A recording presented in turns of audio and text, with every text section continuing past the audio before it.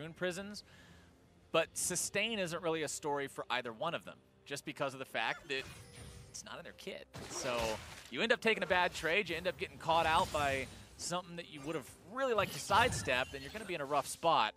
Linsanity goes for the trouble bubble there, but the minion was still alive, so the hero minion blocks it, keeping Damonte safe. Yeah, I wonder if he was trying to maybe go for like a dematerializer on it or something. I wasn't quite watching that, that closely. Sure. But yeah, either way, that's the thing. Sometimes Zoe just pressures the Rise really hard, and he has to back off and respect it. And also, maybe he goes for the Catalyst for a little bit more sustain if he feels like he needs it. We'll have to see what Damonte chooses to do. Odd Orange, despite those amazing level 2 ganks we like talking about, we're already past that point, Mark. Yeah, the sad level 2 gank at level 4. The sad level 4 clear for Jarvans. I mean, you can't say it's bad. Farming quickly is never bad, but it is not as exciting as the EQ's mid level 2 with red buff electrocute blowing somebody up. That's so cheesy. I love it. It's the definition of jungle cheese. The Jarvan takes red and then just walks middle, and the other guy's level 1. The best is when they push the wave level 1, 2, and you do that, and then like they just can't walk up the rest of the laning phase. Oh, it's a tragedy for the guy who gets hit by it. But the other nice part about being in competitive instead of solo queue, at least you don't have to listen to your mid laner ping you 500 times at that point to come help you because the Jarvan messed up your lane. Depends on the team. Okay, I guess that's true. That's true. Sometimes it's hard not to tilt at something like that. But going into this game, you mentioned it earlier, whichever one of these teams can win exits week 5 with a 500 win-loss record, which is pretty important when we're talking about playoff contention, when we're talking about getting into the postseason. Damonte and Linsanity, 1 versus 1 here in the mid lane. Overload not quite finding the mark there. Nope. The junglers are busy fighting over the chickens. Nope, Levi really wants those chickens. The trouble bubble comes in, not finding its way on to Odd Orange. But here comes your follow-up, and Damonte says, I don't care what kind of star power you got, you're first blood. Yeah, very nice coordinated invade by Echo Fox there. Levi getting kind of greedy for his Raptors. Was getting chunked out by the Raptors themselves, gets dropped down to like 60% HP just from them. So it's an easy EQ and flash follow-up by Damonte there, punishing the Jax early on. And this is different from what we saw from Levi at international events, as Wyan and Rikara looking to start off the 2v2 here in the bottom lane, getting the stun down onto Papa Chow. Fox backing themselves away now, but Levi at international events, the dude hits level 3, gets all 3 of his abilities, and immediately starts PvPing. Yeah, not quite as much this time. Sometimes he goes for that power farming clear, and that might have been the kind of thing where that miscommunication starts coming through. You saw Wyan wrapping around on the Alistar. Maybe he felt like his support had gotten there first and they could bait a fight if he walked forward a little bit, but he just got exploded so quickly, it doesn't quite work out. And so looks real bad for him, but it could just be a miscommunication error there. Well, it's a miscommunication error that cost them a 1,000 gold deficit only 6 minutes into the game and set that Jax back a little bit in a way that you don't want to see him set behind. Kaizen pushing up in the top lane as well. Slight CS lead for himself, but considering his opponent's got plenty of minions to farm up here and can likely get most of them, that's not going to be true for long. Nope, most likely not. Going to be some even farming in the wet noodle fight top lane. That, you know, we thought the meta was moved on from this. We saw Jax versus Camille earlier in the day. We were popping off about how great and punishing the trades were, and now we're back to this. Now we're back to the good old, hey, I'm going to hit you, but I'm mostly trying to hit these minions, and if you stand in the way, I guess you'll get hurt too. Yeah, my W hit your W, and then we both sustained up. It's okay. I blocked your W with a shield, and then you healed off by auto-attacking a minion when my W hit you. It's great. Engaging. That's what they'll be doing later. That's why we're farming up, so they can engage heavily into the team fights. We know Maokai is probably one of the scariest pre-6 kill threats in the game, and it doesn't get much better for opponents at 6. Just the amount of guaranteed lockdown CC that those guys brings is pretty nuts. And then you also have bot lanes, which can be a little susceptible. Yeah, I think the conversation around the level 6 points for these two junglers is an interesting one to have, because Jax's ultimate is a big ultimate in terms of a duel, in terms of a 1v1 threat, in terms of sustained damage. That thing's huge. But when you look at gank impact, there's no contest between his and Jarvan's. No, absolutely not. And that's why Jarvan Rise, when they were both at the height of their power, you know, not too long ago, it was just a completely devastating combination. level 3, level 2, Jarvan gets a knock-up, Rise combos with the root, and then you're just stuck in place getting messed up by those two for a long period of time. And then, like you said, 6 comes online, and Jarvan gets even stronger in the gank now. So it's one of those combinations which is very powerful. Now, I want to point out right now, Odd Orange is not having any of this pure tank jungling that we have seen so far. I got a Tom Kench. I got an Ornn. Yup, he's ready to go.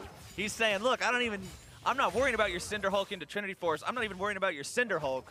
All I want is this Warrior. That's going to be a lot of damage from this J4. Usually when they go for this build, you're going to see Warrior into Black Cleaver or something of the like. So very big damage threat, but the issue with it is if it falls behind, ooh, it's not pretty. No, and it's a game where there are a fair amount of tanks on the enemy team, so your ability to just blow somebody up is not that high. But if you can get onto Linsanity or Rakara, you can mess those two up. Obviously, the tank is not going to be too fun, and Jax will eventually just live through your burst damage and out-trade you afterwards, I believe. So not sure it'll work out that well for him in the 1v1 in the jungle. Lost and Papa Chow keep constantly trying to make these moves happen in bottom lane, and I like that. They're looking to force the issue onto Wyan and Rakara, trying to get Wyan to blow everything, disengaging this. But right now, it's still a very even contest between those two. You can see about a 20 CS lead in mid lane for Demonte over Linsanity now as well. Farm lead in the jungle, despite his early death, going the way of Levi here. The dagger in his inventory leads me to believe that he is going to go for that Trinity Force we were hoping for. Yep, you would expect so, especially with the press the attack. Gonna grab that one up. And then I think the thing that's interesting is just how exactly the Jarvan matches up versus Jax in that regard. Like you said, Jarvan's one of the slower farming junglers in the current meta, which is why he's probably fallen off a little bit compared to some of the other ones. And then traditionally you often see, in competitive play at least, you do see that Cinder Hulk one. So you think, oh yeah, he'd get destroyed by the Jax. But now that he's a little bit further ahead and he's built Warrior, at what point does the Jax start taking over that matchup? Well, as neither of those champions are Skarner, I am not well versed in exactly how they match up specifically in terms of exact power points. So we're going to have to find out when that changes. But Sleepy Trouble Bubbles landing always make things difficult. Tom Kench, a great pick against Zoe. Has to use the flash there, but being able to save whoever falls asleep is so critical. Out. Zoe grabbing the kill. Nice collapse there as, whoa! Ooh. Lost threading the needle. Lost sneaks in there, grabs that kill for himself. Riv's going to be happy about that one. Someone clip that and send it to him. Good cleanup kill, and it punishes the roam that went on down there. It allows the mid lane and jungler to get some damage down on that turret, trying to eke out these micro advantages. Now, Echo Fox up to a 2K gold lead. Echo Fox looking good against 100 Thieves Academy. You know what, Mark? All right, hold on. We'll talk about it after this replay. Let's take another look how this happened. Yeah, Darth Tom Kench the Wise could save others, but could not save himself. Is this a story that the LCS would tell you?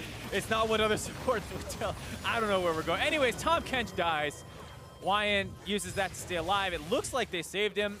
Levi feeling good about it. Rakara feeling good about it. They start backing off and don't quite body block the follow-up by Loss, who flashes forward. Great play out of him. Good performance from Echo Fox Academy so far here. And you know, I actually played against 100 Thieves Academy the other day as well. Me and Azael queued up on Howling Abyss. Played against the team in an ARAM. Ah, how'd that go? Their Nexus blew up, not ours. So it was a pretty good day on the old Howling Abyss. So are you predicting Echo Fox Academy to win this game then? Well, the thing is, we played against the 100 Thieves Academy that didn't have Levi. So there's also not a jungle on Howling Abyss, so I'm not exactly sure how that would have impacted the map overall. There's a bush on the left side, though. That's close enough. But Levi and ARAM just stands there all game. Just sits in the bush. But we'll have to see if 100 Thieves Academy can take down this Echo Fox squad that's built themselves an early game lead. With Zoe damage like that, you've always got a distinct possibility. Demonte really having to be careful about those tricky bubbles over the wall. The last time we saw Zoe earlier on in the day when Golden Glue was playing it, you mentioned, Mark, how this champion is so difficult to move up against because of a lack of perfect vision, meaning it's so easy to get one shot, but Linsanity now taken down by Alorum, who comes up the bellows breath into the auto attack. Bit of a split fight there on the side of 100 Thieves Academy. They were getting into a river skirmish at the same time. Alorum had taken that advantage he had built in the top lane and roamed mid. And then Linsanity got a little greedy with his flash, I think it's fair to say, that he goes and tries to flash under his turret and into the 2v1 as opposed to flashing down and away from that and going towards the rest of his team. So a bit of a mistake there. Hopefully we get to see a replay and look at the other options he could have gone for. But off the back of that, Fox are going to take their second Infernal Drake of the game. And not only do they have a gold lead now, but they have a massive scaling advantage. Infernal number 2, 2,000 gold. Infernal number 3 spawning next. So if you can preserve this momentum for 6 more minutes, that's another reward. That's a big advantage then. And uh-oh, Levi's not out. Oh no, Levi hop, skip, and a jump. Over the wall he goes, has to flash though to get over the second wall. Cute angle too to get out of there.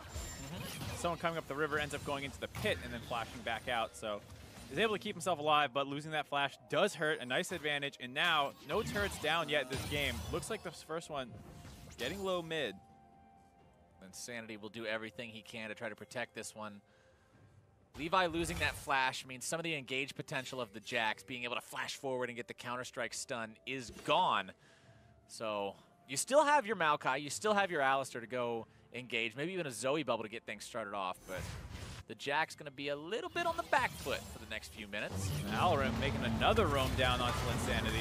Wants to go after this Zoe. Remember, Zoe doesn't have true mobility. She has pseudo mobility in the ulti, but now Papa Chow, the man getting himself jumped on in the bottom lane yet again. Go for the guy who can't save himself. Levi grabs the kill. And looks like the skirmish in the mid lane still going on. The damage onto Demonte is pretty strong. Insanity having to flash away to keep himself safe here. Odd Orange backing out.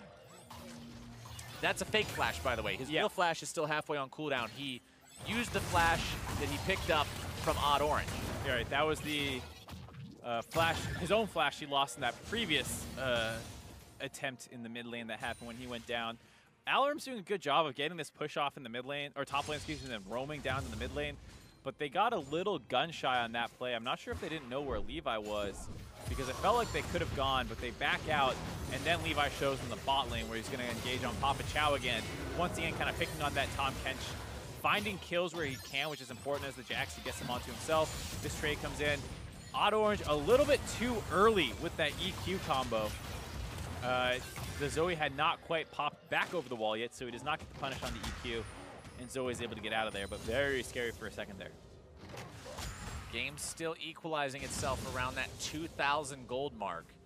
The team's sort of hitting that point of equilibrium where nobody's able to really catch the other side off guard just yet. Nothing translating into a big lead. The Jax closing in on that Trinity Force power spike. Levi there getting closer and closer to having some of that carry potential. Black Cleaver also being approached now by Odd Orange. More damage, more burst potential. But it's all about, like you said, Mark, catching the right guy out. You pretty much got 2 targets. You've got Linsanity and you got Rikara that's viable on. You're not looking to do that to a Maokai. You're not looking to do that to an Alistar. Nope. But, like we said, the Jarvan is a great pick into both those backliners.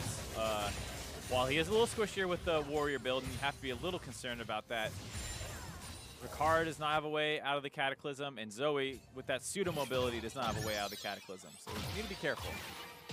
Sleepy Trouble Bubble, damage on Demonte there. Papa Chow, 3rd time is the charm again. Bottom lane, the play is being made, but now it's 100 Thieves Academy that have put themselves a little bit far forward here. Damage continues coming out. Wyan body blocking for Levi, has to pop the ulti to keep himself alive. Echo Fox Academy doing a good job, 2 versus 3. Getting a little over aggressive there. The summoners were back up on the side of Echo Fox, so it's fine to re-gank it and attempt to force those, but then Wyan flash forward for the auto attack onto Lost, which does not really result in very much for them. The Tom Kench split focus not working out for it. Push continues from Echo Fox here in the mid lane, looking to take this one down. The turret barely hanging on to any sort of signs of life. Grabbing that gives turret first blood and the bonus gold that goes with it over to the side of Fox, bringing that gold lead up to a little bit over 3K now. They made sure all of it went onto Demonte as well. He's getting to the point where he's a little terrifying. Now that he got that first blood kill, now he's got this going on for him. Already had his Raw the Ages stacking, finished off. Gonna get that Seraph's pretty soon, you have to imagine, when it transforms, and beginning to work on his next item. We'll have to see what that turns into. Most likely a Zanya still, despite the nerfs that came in. Still a great item to have in general. top side, the wet noodle fight has continued along its expected trajectory. Both these guys very similar in terms of where they're standing, in terms of their itemization. They've started off with Abyssal Masks, going into Glacial Shroud items next, likely looking towards those Iceborne Gauntlets. It's actually a Righteous Glory for the Maokai. That's what I was going to look out for, is if he ends up going for the Righteous Glory. I feel like you might have been able to go with a greedier build, given that you do have the Sivir already to speed up the engages. And if you want another Righteous Glory, maybe you just leave that for Cow to pick up, and you can go for Sunfire or something to help you in the side lane a little bit more. Potentially a small advantage they could have looked for with their builds. But it will give him more ability to pull the trigger on his own. Insanity, though, the one who could be in some real trouble right now, bursted down, no chance to retaliate. Kaizen moves in, trying to keep his teammates safe, but instead puts himself in a precarious spot, having to pop his own flash just to get out. Really like the coordination we've seen thus far out of Echo Fox Academy this game. Always feels like they're on the same page with their engages. Alarim in particular, very impressive with his roams, but Damonte and Auto Orange also feeling like they have a great game plan. Pick off the enemy mid laner right before the third Infernal Dragon spawns. They pick this one up, no more will spawn the rest of the game. Can they do it? The enemy support, no ulti. Wyan not having that means this fight is next to impossible. Only way to take this Drake is for Levi to be the noble sacrifice, run in there, smite, steal it away. He has the flash to get back out over the wall. I'm expecting him to go in, make an attempt on this one, and he got it! And smooth as hell, too. Jumps in, smite, flash out before the enemy team can react at all. That is so big to get that for your team. What you're comparing, the difference in the comparison of those bonus stats is now you have 8% less than your opponent. They have 16 and you have 8 in terms of the bonus. It would have been 0 to 24. And unrecoverable in that position, because if a team gets 3 of a dragon type, no more There spawn. can't be any more. Right. Yeah. So this means if the dragons keep getting taken at this rate, the next one is a mountain dragon, but if they take that one down, perhaps the third or the fourth, the fifth. The fifth. The fifth and final dragon that would spawn this game could be another mountain or infernal. As I blabber on, someone gets picked off. That was a great bait from Echo Fox. They're saying, we know they're going to show up to this, sit inside the brush, wait for them to approach, and insta-give somebody. And they do just that, grabbing the kill onto Wyan. Insanity tried to check the brush with the Paddle Star, but it was not fast enough. Not fast enough. No blue trinkets available, I believe, so they kind of had to run up and check that one. They do lose the kill for it, but there's enough minion waves crashing in the side lanes now. Warren is deciding it's not really worth the debate again. So 100 Thieves is going to go in here and get some vision control, see that they don't need to worry about it. Warren showing in the bot lane, Ezreal on the top side, so they're all good. Taking a look at this play, how smooth this was. Jump in, smite, flash out before the enemy team even knew it hit him. You can't do it any better than that. Smooth criminal. That's impressive. That was very well played from Levi. That's exactly what you want to see from your jungler there. Trinity Force now completed onto him as well. It means he's going to be a very strong duelist and a capable backline threat. This was the conversation that we had around Moon's Jax in one of the previous matches, was the fact that because he went full tank, he's not a real damage threat onto the enemy AD carry, even if he gets to him, because it's just like, okay, he's going to hit me for 100 damage, and then what does he do? So now that Levi has this item, he's very, very threatening. Even though he's 1-1-1, it's important to kind of check up on him and what we're expecting of him and the questions that we asked of him. What's he going to do with this new team? What's he going to do with this new region, especially where communication is an issue because his English-speaking abilities are limited right now. Yeah, and it's a harder team comp to execute in, as Insanity just has that free Ignite to throw at him. It's a harder team comp to play in. Before, when you had the Taric and the Jax, and the Galio is kind of like, put your stuff on me. This might be a solo kill here. No. Gets the cleanse out. Cleanse will keep it okay. I think that 100% is a solo kill if the cleanse isn't. Yeah, so Damonte feels that pressure, ends up doing that. Now Tom Kench wants to make a play happen on that top side. Ult's up there as Levi looked like he was threatening. Both teams disengaged from that situation, but there's no backup here for Levi. He can't just jump in and expect him not to instantly die. You saw how tanky the other Jax was just with the Galio ultimate and some Taric shields on top of him. No defensive steroids for the Jax here, as well as not building his tanky himself. He cannot be the primary initiator in this game. He needs to let the Maokai and Alistar start things out, wait for some cooldowns before picking the right time to go in. Fortunately for him, that's exactly what those two champions want to do. Oh, yeah. I mean, getting in the mix, starting things off with that big chain CC is going to be huge for both these guys. Aftershock on them as well means that much more damage resistance. They should have no qualms whatsoever about making sure they're in there before the Jax is. On the other side of the map, though, the Jarvan's still very squishy. 0, 0, and 2 for him. So both junglers have 2 kill participation. The difference is Echo Fox has managed to make 3 other kills happen without that jungler. 5-2 the score, 4,000 the gold lead, 2 Infernals to 1. Echo Fox would have liked that to be 3-0, but remember Levi with that clutch steal managed to keep his team afloat in that neutral objective game. Baron's been live for 5 minutes, but neither team has really tried to sneak it away or do anything crazy with it outside of that one bait for a single kill that we saw from Echo Fox. But I've got eyes on this Ryze right now, Mark, because he's got the highest farm in the game. He's got 3 kills under his belt. He's got a fully stacked Rod of Ages. Damonte is going to be a force to be reckoned with in the next fight. Absolutely. He's going to be terrifying, as well as even in the split push now. Who can really deal with a Ryze doing that amount of damage right now? It doesn't feel like Zoe wants to be up there in particular. If she can land the paddle stars, great. She can chunk him out and force him back. But just straight dueling and fighting, she doesn't want any piece of him. As you see, even Levi getting messed up pretty hard. Levi just lost 80% of his health. Yeah, 2 combos real quick. Yeah, QW. EQ or something along those lines. I don't know exactly what the Ryze skill order is, but that was a lot of damage. And the thing is, Jax's Counter-Strike, you dodge all auto attacks and you reduce AoE damage. Ryze doesn't care about either of those things. Nope, absolutely not. Second turret of the game dropping here past 25 minutes, which is a pretty slow game, all things considered, even in the current meta. But it's really good for Fox to start getting better control. They need to break that top lane turret so that it's easier to push that vision advantage. You can see how, despite having the mid lane control, if you look really closely, they have this nice kind of line going up around the jungle of that part, but then it instantly goes over to the side of 100 Thieves Academy once you get close to that blue buff. Because that top turret is still up, they have that extra safety to kind of get that vision in their advantage. I know Damonte's got chunked out. I'm talking about vision over here, guys. Come on! Well, the lack of vision underneath the enemy turret meant that Zoe was able to hit Ryze for 75% of his health with Paddlestar, so not exactly the spot that Damonte wanted to find himself in. We'll have to be forced back off of that one, but Odd Orange makes the rotation towards the top side to clear this wave out, keep the turret alive. Damonte backing in the nearby brush, just in case they decided to maybe make a dive for Odd Orange, go for a bubble into a Paddlestar onto that one. He was going to be there for the backup. Mountain Drake live. You mentioned how this could either be the second to last Drake or it could be the last Drake.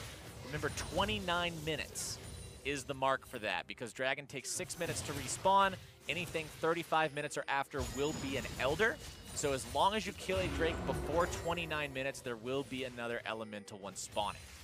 And there's a bit of a weird setup here for 100 Thieves Academy. They had Levi up in the top side playing around that Zoe as that dragon spawns, and Echo Fox not really reacting well to that and trying to force that dragon down quickly. Lost mid-control for a second, and now that gank's going to happen. Damonte tries to get himself away, gets out, doesn't even need to have a Zhonya's effect to do it. But now the TP comes in, and Echo Fox will blow the horn, and here comes Ornn. Can they get the follow-up they need? Linsanity taken down to about half HP. Remember, he's got the ulti, but no true escape mechanism beside his flash. Echo Fox forces their opponents away, but don't really have a big advantage right now. Linsanity still at 2/3 HP, that's enough to work with. Finds the Sleepy Trouble Bubble onto the Ryze, but the minion wave walking up means Paddlestar can't follow it up. Good force on the side of 100 Thieves, all things considered, to stall this game out. You get a lot of global cooldowns out from the side of Echo Fox, so you don't get pulled across the map quite as hard as you might otherwise. They do lose their own, but at this point, you're fine kind of dealing with that pressure. You might have been able to find a kill, enemy team reacted well, everyone disengages, and you're still in the same spot you were before. Neither team wants to be the one that makes the mistake here so many times. We've even seen it a couple of times already today, Mark. It's not the team that makes the big play and gets themselves ahead. It's the team that makes the big throw and ends up giving their opponents an advantage. And neither one of these teams feels like they're in a spot where they want to do something crazy or do something risky. It's all about just playing the waiting game. Yep, absolutely. You can tell that teams in the Academy still struggle to close out games 100% cleanly for the most part. either missing a thing or two when they go for the Baron, or just picking the wrong fight near it can be absolutely disastrous. Here, Fox trying to find a pick off onto Levi. All right, there comes your Ornn ulti. Rise also going to use the portal to get the rest of the guys in there, but now a multi-man stun from Levi to start off the fight, but a near instant kill onto Levi. Now they'll take him down. What else can they find here? Alorum popping the hourglass for himself to stay alive in the back line, but only for a moment. He will be taken down now. 1 versus 4, not the kind of number you walk away from. 1 for 2 overall as Papa Chow also died early on in the fight. Really well played by the side of 100 Thieves, but just a little too fast on the trigger by Levi there. He jumps in for the 4-man stun, and I believe it was Lost he chunked out really hard, and there's no minion wave, so Lost had to run through the turret to get out of there, but the side of 100 Thieves was still busy dealing with that Tahm Kench that they got caught out of position. Then Alorum was the one who kind of turned off to protect the rest of his team so that they could run out through that turret. Still a 1 for 2. They also grabbed the mid lane turret. It was great for them as Levi sniffed it out, knew it was a bait, jumps away from the Rise ultimate, still gets hit up by the Ornn, but he's safe at this point. And now the sleep has hit Tahm Kench. He gets blown up. The 4-man stun was great. He also has the stopwatch to keep himself alive. Lost gets chunked out really hard into that turret, so he has to run out. And this fight is won.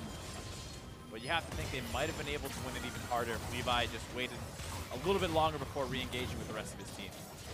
And that's what we were talking about with Levi. One of the things about him coming to North America, communication is going to be one of the biggest hurdles that he faces as a player. It's going to be something that gets better with time, but in his immediate games, it could be something where you see things look like they're not on the same page, miscoordination. Yeah, another player that came over that doesn't speak a ton of English. There's been a couple of them. Someday as an example, Piglet as an example, when they first came over, did not speak a ton of English, and it made it difficult for them to synergize right away with their team. Might be seeing a similar case here with Levi. Lion trying to engage. They got the Sivir ult there down as well. Stun up, damage out. Odd Orange getting himself deleted. The Guardian Angel will bring him back to life, but now can they find anything else here in this fight? A rampage for Damonte onto the enemy support's a nice way to start it off. Damonte getting himself into that stasis, keeping himself safe. Pops the ulti here as well, but Linsanity grabs the kill onto Lost. A double kill for Damonte, picking up the kill onto Kaizen. It's a 2 for 1. Echo Fox walking away with this one so far. Paddlestar not getting a whole lot of payoff there. Still need to be careful, even though they did win the fight, or excuse me, lose the fight. The enemy team can go for Baron, so they're not safe to back off. They have to continue pressuring around here and make sure they don't take this for free. They have Zoe and Sivir still up, so it's pretty difficult. Put the Drowsy onto the Ornn, but he's instantly gobbled up. Papa Chow getting him away to safety, but they stop the Baron. That's what matters. Yep. It was a bit of a touch-and-go situation. They get out, and with that, they actually got the midway pushing for them as well, so they might actually trade up with an objective after that fight. Not bad at all, considering how it lost them their top and support. Yeah, all in all, you'll take that any day of the week. When you lose the fight, have to hang around just to stop Baron, but you still get a tier 2. Let's take a look at how it happened. It felt like they were being a little too cautious here. You see the double Righteous Glory. Really got to wonder how effective that is, but Lost gets out with the help of the Tahm Kench. They focus down the GA, having Jarvan, and then the counter engage comes in from Ornn, who have flanked her on the backside. Damonte is still a monster who no one feels confident or comfortable finishing him off. Lost took the Ignite on him and kind of got close to his tanks, which ended up losing them, as they take a Baron after all that. Meanwhile, back at live. Yeah, heyo. Anyways, I was saying Lost got too forward, took some ricochet damage, died to the final ticks of Ignite. But it seems like 100 Thieves got a little lax after they finished off that mid lane turret. Echo Fox gets that Baron for free. Baron for free. They've got the tempo of the game. They've got a 6,000 gold lead. What do you do with it now is the question. You've got a massive Rise that's one item away from being completely done with his... Oh, wait, no, he's not. He's actually got everything. Never mind. I stand corrected. I didn't see the fact that it was actually an Archangel staff that was on cooldown. Yeah. I thought that was like a broken stopwatch or something. Nope. No, that's a full build Rise at that's 34 minutes. That is a real big boy. That's a strong dude. So considering you've got this massive Rise that is just... I guess he still has to complete his masterwork, Zhonya's Hourglass. Of course. That's the final upgrade there. That's what I was talking about. Still had an item to complete, but... This is the scariest player on Summoner's Rift in this game right now, and playing around him properly, I think, is imperative for Echo Fox to get the most out of this bear. Right. They have a good comp to deal with 100 Thieves. 100 Thieves, of course, like we said, with that Zoe pick, can always find a pick off if someone's out of position and gets a little too careless around walls. Someone can always go down, but if you're just fighting straight 5v5s, both comps execute pretty similarly with big, tanky frontliners and strong backline damage threats. And Ryze will destroy the enemy team's tanks right now. Like you said, full build Ryze versus 2.5 item Maokai. How do you think he's going to stack up? Yeah, granted, 1.5 of those items are magic resist, but it's full build Ryze. Yeah. So you see Kaizen, oh my god, the auto attacks destroyed that turret. Yep, AP ratios on auto attacks. As the reinforcements come in, Damonte trying to get himself away. This is one of those situations.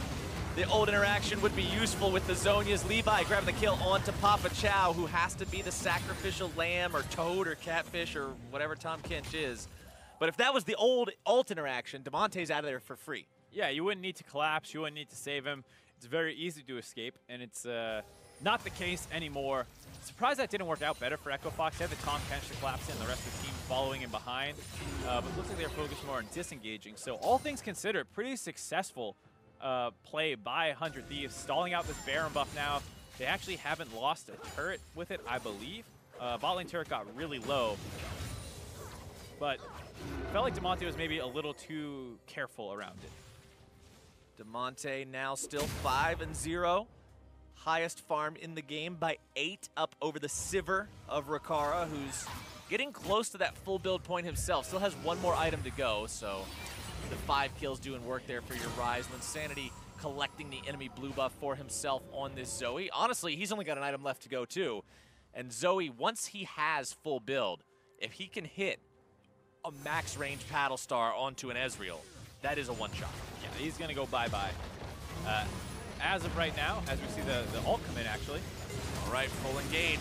Coming out from 100 Thieves, Odd Orange. There's that risky build we're talking about. When you go for so much damage, when you go for this bruiser style, it can come back and bite you if you fall behind the curve of the game. And as someone who's playing a jungler in an LCS competitive style format, Academy League, trying to mirror the LCS, I guess I should say. Yeah. Still a competitive 5s format. You're not going to be able to just take all the farm and be this huge carry threat of your own. Trouble bubble down onto the Ornn, pushing into the mid lane. Inhibitor turret goes down. 100 Thieves Academy taking everything they can. Give these guys an inch, they're going to grab a mile. Pushing onto the Nexus turrets themselves now. Still 15 seconds on the Odd Orange. This is a little aggressive here. Would like to see them back off after finding, all things considered, a great look to steal the mid lane turret. Ornn gets 2 at the second part of the ulti. Rakara eating the True Shot Barrage there, a little bit of extra damage onto him, but the disengage works out. Nobody dies. Yeah, give up another Baron buff if that's going to be the outcome. They get an inhib for that. Is the net result. 100 Thieves found a good look onto Echo Fox a couple different times. They're using the Sivir ultimate to get around the map and find the pickoffs. But Echo Fox could play that a lot safer and not actually be losing those kills. And you see the benefit of those trade-ups that they made in the mid lane. The fact that those 2 turrets were already down meant they only had to get through 1 more to actually take the inhibitor for 100 Thieves there. 100 Thieves, even though they're behind, they're still finding ways to make plays. And for me, that's a really good sign for any of these teams. You mentioned earlier, Mark, how in Academy League or in any of these semi-pro style leagues where you're looking to make that last step up to the biggest competitive stages, one of the greatest challenges a lot of the teams face is learning to close the game, learning how to take a winning game and turn that into a won game. And those kinds of things right there are what I want to see from a team right now. Pulling the trigger yet again onto Papa Chow. He can't save himself, but sometimes he may not even need to if they can find the counterattack. Instead, he's going to be burned down. Odd Orange taken low here as well. Kaizen will fall to loss. The re-engage from the Odd Orange finds its way onto Wyan, as now the Ryze Express going to be bringing everybody downtown. Levi barely getting himself away. You can't say the same thing for Rakara, as now Linsanity cannot make enough portals to get out of that one. And Echo Fox Academy, with 4 enemy players dead, will push into the base. They've got 1 minion, Mark. If they protect it, if they don't let it take the turret aggro, they can send the Ornn in there and just look to end the game. Might be able to. They also don't have a wave too far behind, maybe 15 seconds out. Okay, Levi did exactly what he had to do. He assassinated the VIP. He killed the minion. and got rid of the backdoor penetration that thing provides to the turrets. However, here comes you the other still got to wave. deal with the rest of the minions. He killed the VIP, but now there's 6 more VIPs. And Echo Fox Academy finding themselves in a spot where they can take down 100 Thieves and make Levi's debut less stellar than possible, get themselves that 500 record after the end of week 5. Looking good going into the second half of the split. Yeah, looking really good for Echo Fox there. 100 Thieves have found a couple openings in a row using that Sivir ult. They try it a third time. Enemy team is ready for it this time. They collapse on it. Echo Fox does a great job punishing that over-engage, and they win the game off the back of it. And we just got done talking before that play happened about 100 Thieves, how this team was saying, okay, look, you give us a little bit of an advantage, we're going to take a lot from it. Echo Fox now says, oh, you think you took a lot from it. Let us show you how to take a lot from a little. Yeah, absolutely. And it was like kind of one of those fool me once, shame on me, fool me twice. Okay, still shame on me. You're not going to fool me a third time, to quote the one of the greatest quotes ever.